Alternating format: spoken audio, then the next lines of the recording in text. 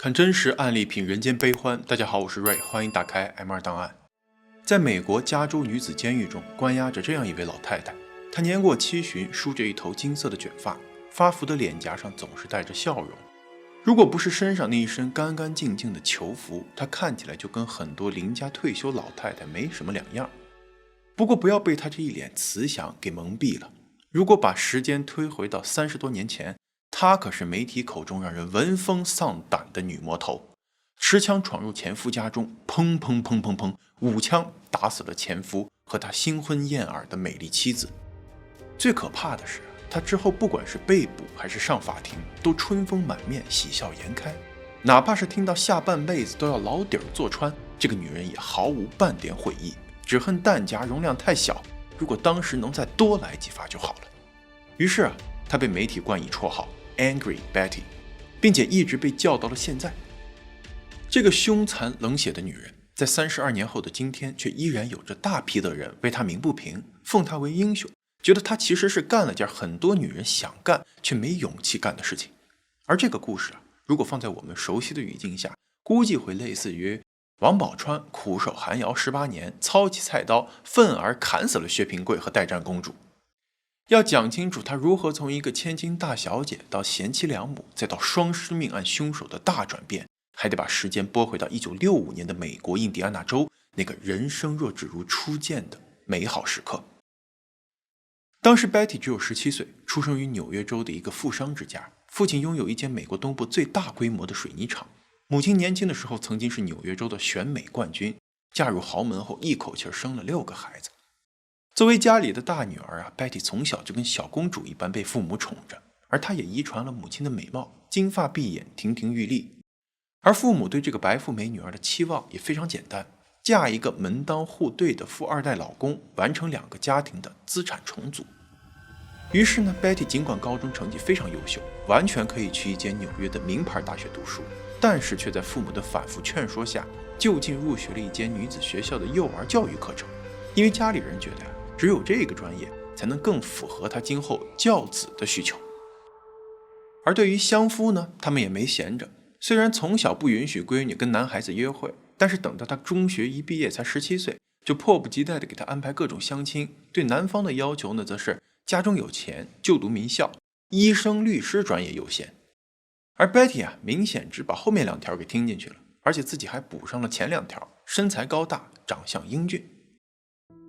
Betty 本来是去印第安纳州看望上大学的表姐，结果和表姐的一个同学看对了眼儿。他名叫 Dan Broderick， 是一个20岁的大二学生，就读于当地的名校诺特丹大学。不仅是长相帅气，还嘴甜风趣，几句话就哄得 Betty 乐得合不拢嘴。他自我介绍说是一个 MDA， 全称Medical Doctor Almost， 意思是马上就会是医生。这个专业说给任何一个双商正常的人都觉得是荒唐。但是被恋爱脑支配的 Betty 却毫不犹豫地相信了，不仅和 Dan 一见钟情，而且还迫不及待地写信给父母说自己爱上了一个青年才俊，而且还是一个准医生呢。结果父母这么打听了一下，当时的确有一个职业叫做 MDA， 全称是 Medical Doctor Assistant， 也就是医师助理，不是医生，此 A 非彼 A 呀。再加上表姐还打听到这个 Dan 来自于一个爱尔兰的移民家庭，父母都是普通的装配线工人，家里还有6个弟弟妹妹呢。一听这话Betty 的父母当场就炸了，于是专门一趟飞机过去把女儿给拖回了家，坚决要拆散这对小情侣。可是当了17年乖乖女的 Betty， 这次却如同吃了秤砣铁了心，一哭二闹上吊绝食，反正就是要和 Dan 在一起。这场棒打鸳鸯的家庭大战一闹就是整整4年，最后以 Betty 和 Dan 私奔，父母怒而跟他断绝关系而告终。不过 Betty 却觉得自己的选择很值尽管 Dan 的原生家庭并不富裕，但是他头脑聪明，勤奋刻苦，当了一阵医师助理之后还真的凭实力被哈佛医学院录取了。Betty 期待着有朝一日老公成为名医，2口子衣锦还乡，父母啪啪打脸，但是殊不知现实的巴掌却先一步到来了。1969年4月，21岁的 Betty 如愿以偿地嫁给了男友 Dan，2个人在蜜月旅行期间就造人成功。这时候Betty 才第一次体会到了生活的艰辛。要知道，他从小都是在泳池花园的豪华大别墅里，有4、5个佣人伺候长大的。而现在呢，他不仅要搬入一个狭小简陋的廉价公寓，自己除了每天买菜做饭、洗衣打扫，更要面对靠老公那点学生贷款根本无法养家糊口的窘境。于是啊，他只能大着肚子到处找工作，最后在一家家庭幼儿园当上了一名保育员，每天给一群2、3岁叽叽喳喳的孩子穿衣喂饭、读书做游戏，忙完了一天腰都疼得直不起来。回到家呢，还要继续照顾埋头苦读的老公。可即使是他工作如此努力，微薄的收入依然让日子过得捉襟见肘。大女儿 Kim 出生以后，别说请保姆了，就连换个有婴儿房的公寓都做不到。宝宝呢，只能被放在壁橱里，睡觉的小床也是用一个抽屉来改装的。因为怕丢掉那份来之不易的幼儿园工作， Betty 在女儿还不到4个月的时候就回去上班挣钱，就这样一直熬到了丈夫医学院毕业，成为了一位实习医生。 Betty 呢，在心里暗暗地松了口气，觉得日子终于要苦尽甘来了。但是老公的一句话直接将她打入了谷底：当医生太累了，我还是要回去读书当律师。这个突如其来的跨界让 Betty 欲哭无泪，心情如同刚从隧道里出来，结果发现前面又是一条黑不见底的隧道，简直没完没了。可是 Dan 却有着自己的一套逻辑。他在医生实习期间听到了不少有关医疗纠纷的事儿。可是呢，医院请来的律师却是个个外行，对各种医疗术语如同看天书，更别说上庭打官司了。如果有一个学过医且有律师执照的人在，刚好就能填补这个市场空缺，到时候怕是客户排队上门，门槛都能给你踏断。这波可行性分析的确没错，而且Dan的确能说会道，有当律师的潜质。可是 Betty 愁的是，老公在医学院修的学分能转到法学院的寥寥无几，这意味着他又要至少当3、4年的全职学生。之前上医学院的学生贷款还没还完，现在又要债上加债，而他刚刚才发现肚子里又怀上了2胎。本来是件好事，但是放在这个家里就成了屋漏偏逢连夜雨。但是 Dan 却在这个问题上非常的坚持，他一遍又一遍的游说老婆，要把他上法学院这件事看成是一种长线投资。一旦等他以后成为律师飞黄腾达，那么他会加倍的补偿 Betty 这些年的付出。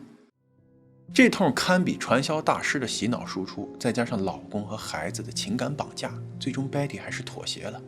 为了更好地支持老公读书和抚养孩子，她不仅白天在幼儿园里工作，晚上和周末还兼职了清洁女工的活。从有家里女佣伺候到现在出去当女佣伺候别人， Betty 的人生是大起大落，也的确堪比王宝钏挖野菜了。这期间呢，不仅 Betty 又生了2女儿，还又怀孕过一次，只可惜那个孩子才出生不到4天就不幸夭折，连名字都还没来得及起。对此Betty 充满了自责，觉得是因为自己工作太过劳累，心理压力太大，才导致了孩子先天不足而夭折。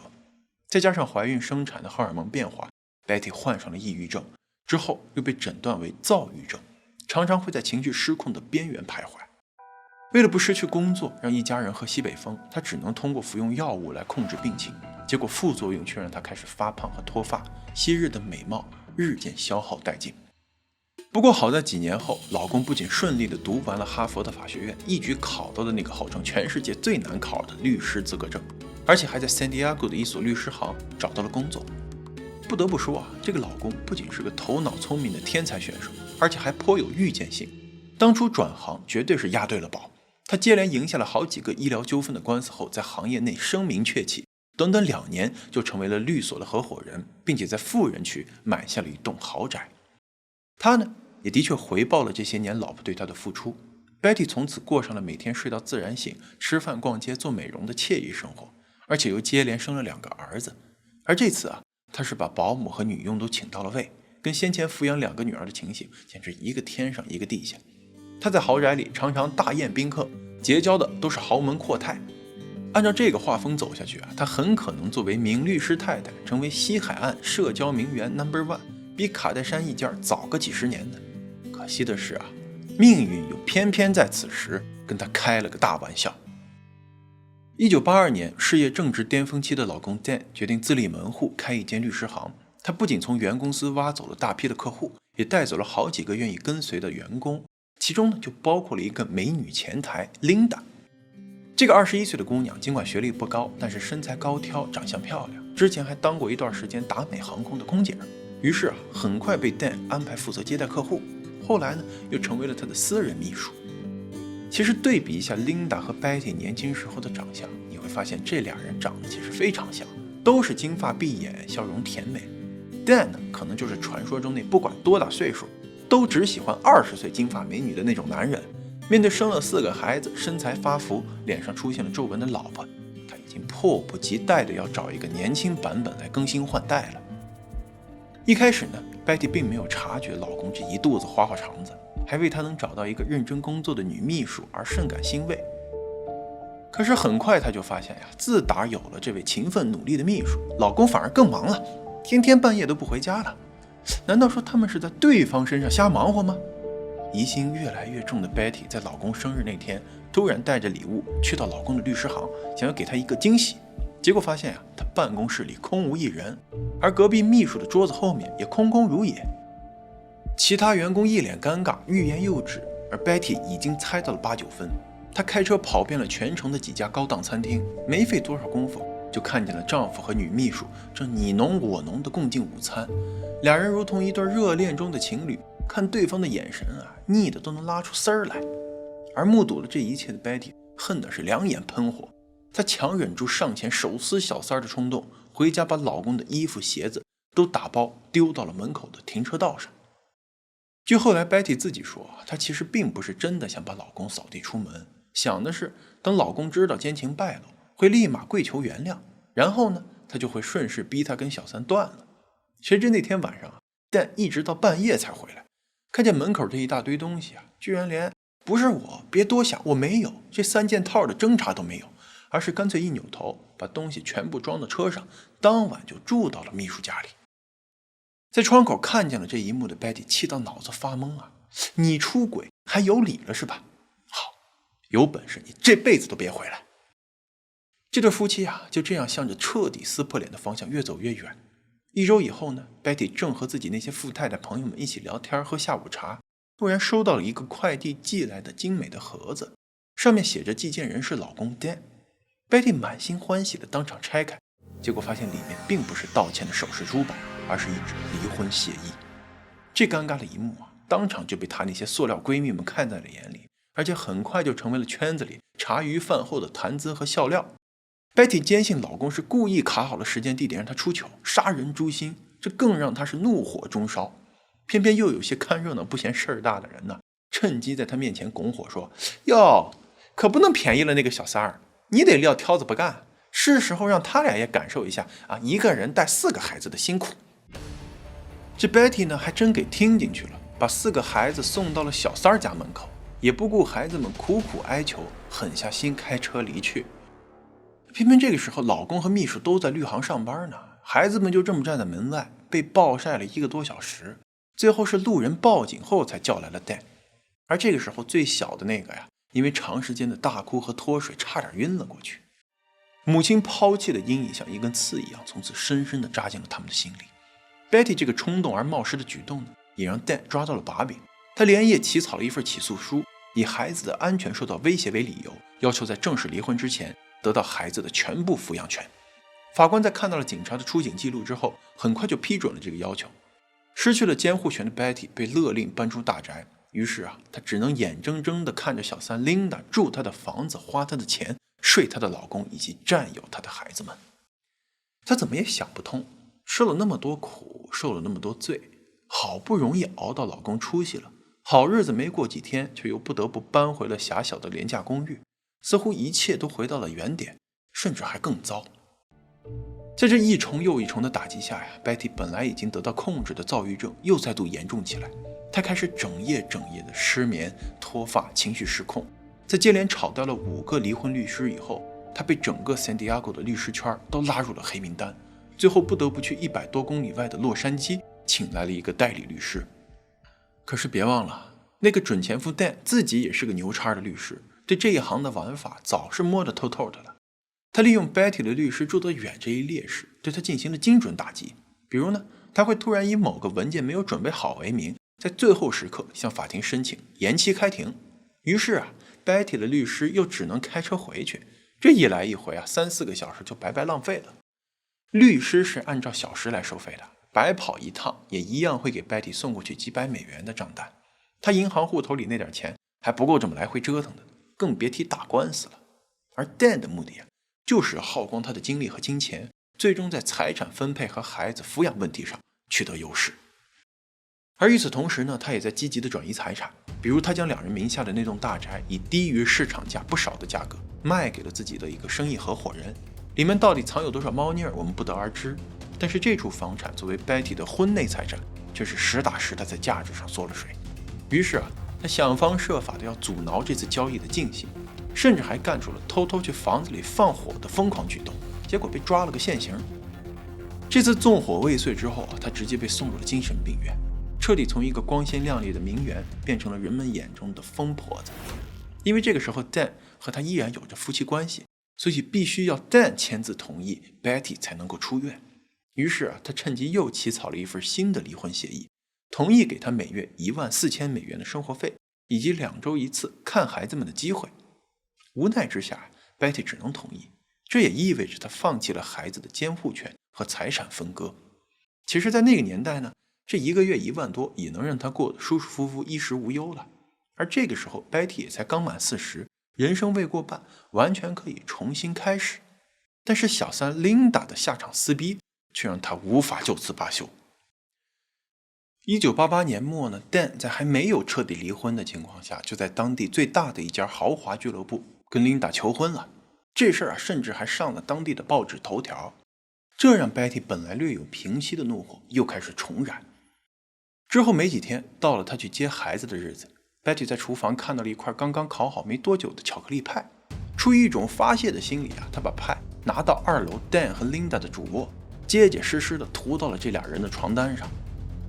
Linda 呢，对这种孩子式的报复很快做出了回应，她用 Betty 的姓名和住址邮购了一大堆减肥和去皱产品，上面还专门留言说啊，如果不是你又老又胖，老公怎么会出轨呢？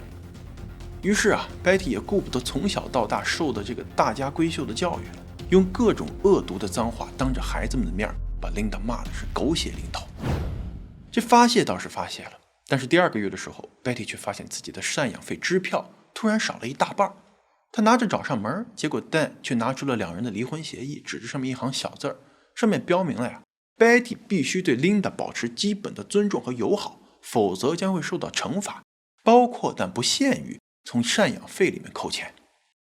Betty 直接愣在了当场，觉得这前夫是不是从他当年教育孩子那儿得到了灵感，不许说脏话，说一句就要扣1块钱零花钱，只不过放在他身上是从1块涨成了500块，这跟当街抢钱有什么区别？可是 Dan 却毫不退让，你自己白纸黑字签好了字了啊，如果反悔我们就再打官司好了。前面也提到啊 Betty 本来就有精神方面的问题，面对压力的时候会情绪完全不受控制，骂人也就跟连珠炮一样，来上个把小时都不重样，甚至都不需要实际对象，对着电话留言都能嘴炮输出半天。可是这留言功能啊，不仅让他的骂人证据确凿，还能被前夫逐句算账。最多的一句呢，不仅是他全月的赡养费被扣了个干干净净，而且还欠下了4000多美元。前夫表示啊，这钱啊你也不用还了，我从下个月支票上扣就行。这样积累着一个月一个月算下来，让 Betty 从富婆变成了富婆。这场疯狂的离婚大战一直持续到1989年秋天，才正式签署了最后一份文件。此时距离 Dan 第一次提出离婚已经过去了整整4年，而 Betty 失去的不只是房子和老公，还有她一直视如珍宝的4个孩子。也许是跟父亲相处的时间更多，也许是多次目睹了母亲情绪失控、歇斯底里后，心理上对她充满了阴影，他们4个最后都选择了跟父亲一起生活。跟 Betty 离婚后孤家寡人形成鲜明对比哈。Dan 在签署离婚协议后的第2个月就火速迎娶了 Linda， 婚礼办得十分盛大，4个孩子都盛装出席，俨然他们才是幸福的一家6口。只是他们不知道的是 Betty 也在暗地里给他们准备了一份新婚贺礼。1989年11月5日凌晨， Dan 和 Linda 刚刚度完蜜月回到 San Diego， 正因为旅途的疲惫而沉沉睡去，结果大宅里却骤然响起了枪声，几个小时后，Betty 给已经搬出去住的二女儿打去了电话，异常冷静地说自己杀了前夫和他的新老婆。听到这个消息后女儿吓得哭了出来，不过还是强忍着劝说母亲投案自首，并且同时让男友拨打911报警电话。警察随后赶到案发大宅，结果在2楼卧室发现了血腥的一幕。琳达头部和胸部中弹，一头金发已经被染成了红色，漂亮的脸蛋也面目全非。一旁的 Dan 则被一枪打中胸口，他似乎在中弹后还想要去抓放在床头柜上的电话，但是电话也被一枪打爆。这个现场还原简直让人不敢想象是 Betty 所为。要知道，尽管他脾气暴躁，但是平日里可是连虫子都不敢打的人。可是面对前夫和小三儿，他却是弹无虚发，枪枪致命。不过 Betty 自己却很爽快地承认了，他说他早在8个月前就买下了这把手枪，并且一直在专业教练的指导下练习打靶，勤学苦练大半年，如今终于大仇得报。案发2天后Betty 在监狱里度过了自己的42岁生日。她许愿说，如果时间能够重来，她一定要换个大点的弹夹，多给渣男小三来上几发。这话听得一边的牢头大姐头皮发麻，觉得 Betty 真的是疯了。她的律师呢，也因此决定用精神问题来进行辩护。他们拿出了厚厚一叠心理医生的诊断书，想要证明她是在丈夫出轨和长期的精神虐待下，狂躁症发作，无法控制自己的情绪和行为，一时冲动酿成大错。而在法庭上 ，Betty 也改口说她那天晚上去前夫家里，并不是冲着杀人去的，而是想要去跟他俩谈孩子的抚养权问题。他带枪的目的呢，实际上是要威胁自杀。结果谁知道双方越说越激动，琳达居然还想要趁机偷袭。结果他在慌乱之下抬手就是2枪。前夫见状，抓起电话就要对他砸过来，结果被 Betty 又是2枪放倒。可是这个说法很快就被弹道专家给否认了。根据他们的分析，琳达是在睡梦中被开枪打死的，而且是一枪致命，另一发纯属泄愤。Dan中弹时呢，也是一个躺在床上的姿势，伸手去抓电话也不过是一个求生反应。而且根据现场留下的血迹，凶手 Betty 行凶后还在床边坐了一阵，不仅是眼睁睁地看着前夫在面前断气儿，还俯下身子跟他说了几句话，因为他的一根金发就是在 Dan 的耳边被发现的。她究竟在垂死的丈夫耳边说了什么？到底是痛骂他不是东西，还是后悔自己当初为什么会嫁给他？这些都不得而知。但是仅凭这一点就可以否定他之前所说的本意是想要自杀，杀人根本就是意外和自卫。检方呢还公开了一本从 Betty 家中找到的日记，里面记录了他在离婚过程中的心路历程，充满了愤怒、不甘、懊悔以及对未来的绝望。他在最后一页写道，我从小被教育成为一个好女孩，但是好女孩现在到底该怎么做呢？不是我死，就是他们2个死，没有第3个选项。而紧接着对 Betty 的庭审造成致命一击的是4个孩子纷纷站到了他的对立面。其中2女儿证明说，母亲在几周前就找理由要走了他手里父亲的大宅钥匙，并且还跟他反复确认父亲和继母到底什么时候才会回来。当时女儿还觉得奇怪呢，但是母亲说是因为她已经想开了，要重新开始，所以呢准备了一份大礼，想要跟 Dan 和 Linda 冰释前嫌。不过因为礼物实在是太大太贵重，所以一定要当面给才会是个惊喜。结果母亲口里的惊喜是女儿一生都无法抹去的惊吓。而相比2女儿，案发时已经19岁的大女儿则更加冷静和决绝。她不仅描述了母亲多次跑到父亲家里闹事儿，威胁要和全家人同归于尽，还说 Dan 是个疼爱孩子的慈父， Linda 是个温柔贤惠的继母。而母亲的疯狂粉碎了孩子们美好的家庭，所以她永远都不会原谅母亲。在整个庭审过程中，一直都面带笑容的 Betty 只有在听到这句话的时候才终于红了眼眶。不过她还是坚持自己没有做错，是前夫和小三把自己逼到了绝路，她才不得不以牙还牙。于是她在媒体上被人称作 Angry Betty， 支持她的人称她为女权先锋，震慑了出轨渣男不说，还给其他在婚姻中受到精神虐待的女子以决心和勇气。而讨厌她的人认为她就是一个得不到就要毁掉的疯婆子。正是由于人们的看法如此的割裂，以至于她的第一次审判最终以陪审团闭门讨论5天以后都无法达成一致而结束。他们都认为 Betty 杀人这事儿证据确凿，板上钉钉。不过几位女陪审团员却对 Betty 动了恻隐之心，坚持要以误杀对她进行定罪。但是另外几个男性则觉得，他后半夜带着枪跑去人家家里杀人，这事儿怎么都应该是有预谋的，1级谋杀没跑。最后呢，不得已，法官只好宣判此案留审，又进行第2次开庭。而这次的陪审团最后将意见进行了折中，判处 Betty 2项2级谋杀罪名成立，1项非法持枪罪名成立，最终被判终身监禁32年，不得提出假释。他在2011年和2017年2次提出了假释申请，但是都被驳回，理由呢是死者家属无法原谅。而这个死者家属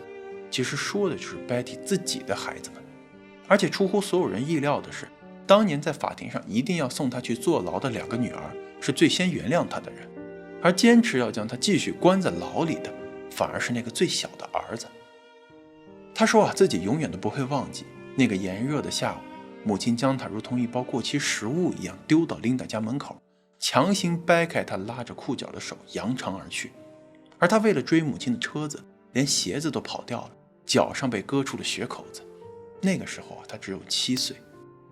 记忆里的这一幕让他决定这辈子哪怕是能够理解母亲，但是也永不原谅。Betty 的下一次假释听证会将会定在2032年，即使他能够有幸活到那个时候，也将会是一个84岁的老人。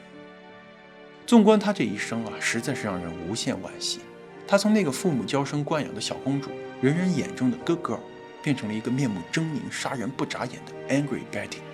毁掉他的不仅仅是渣男和小三儿，更是一桩爱与被爱、付出与得到、期望和现实都完全不对等的婚姻。感谢收看 M2 档案。如果您觉得视频还不错，别忘了点赞、订阅、转发支持一下。咱们下期再见。